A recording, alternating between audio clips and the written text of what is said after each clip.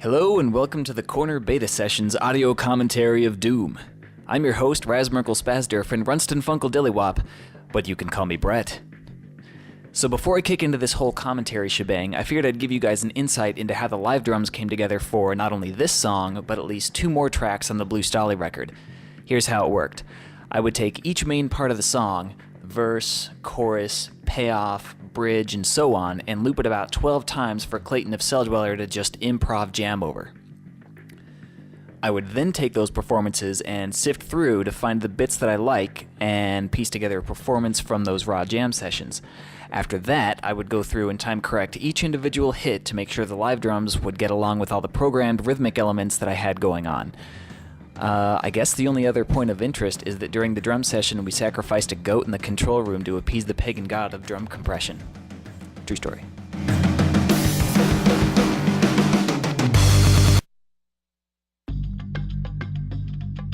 I think I may have mentioned in another Beta Sessions commentary that I have a particular Pro Tools session where I do all my demos that already has a few drum sounds, synths, basic guitar and bass stuff dialed in, so instead of spending time looking for the right sounds, I can just concentrate on getting the idea down. The upside of this is that I can get multiple song ideas down fairly quickly. The downside is that sonically I'm at the mercy of whatever template sounds I have in the session, and many times reducing a somewhat decent idea into a less than stellar pile of monkey dung. Monkey dung.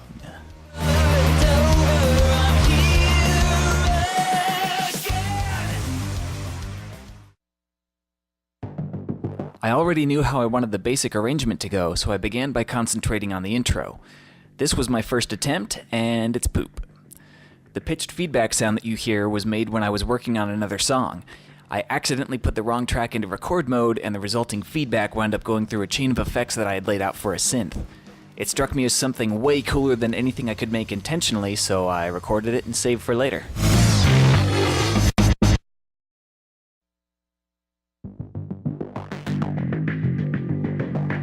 Here you have the result of me spending more than 5 minutes attempting to make something dramatic.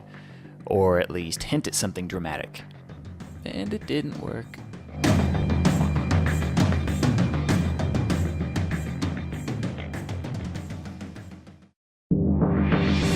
So after I was done failing at creating the appropriate amount of drama in the intro, it was time to tackle the payoff. This first version you're hearing just wasn't enough of a pause for tension. It sounds more like I suffered a mild stroke while recording and momentarily forgot what I was playing. The verses were always going to be mainly the very tribal and mysterious live toms, but I wanted to see how it would work against a very overly electronic beat. Here's my answer: not very well at all. In fact, I think I only succeeded in making a creation that was so bad, so against the very laws of nature and reality, that it was angry at me for bringing it into existence and ready to punish the world for allowing it to continue to live. Or the beat just sucked, whatever.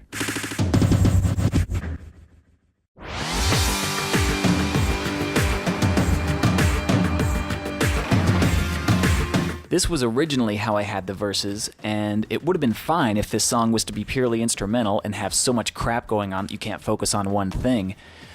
But I needed to somehow fit my vocals in here, so this all had to be trimmed back a bit.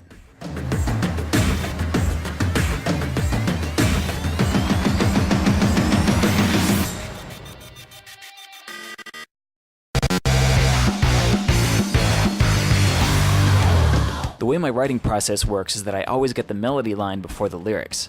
So when I want to get an idea down, I need to have some kind of placeholder for whatever hopefully passable lyrics get thrown down later. Most of the time, that results in nonsense words, gibberish, and whatever happens to shoot into my head at the moment of recording. The little bit of ridiculousness that you have here is from me hitting the record button and then realizing, oh crap, what the hell am I gonna do? So now you have full-on proof.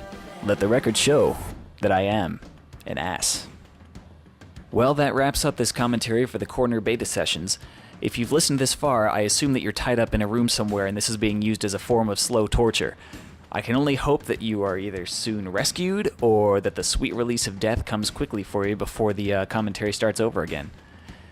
For those of you who are listening to this because you want to, thank you hugely for supporting Blue Stahli. The full album is freakishly close to being finished, and I appreciate each and every one of you who are listening. Thank you.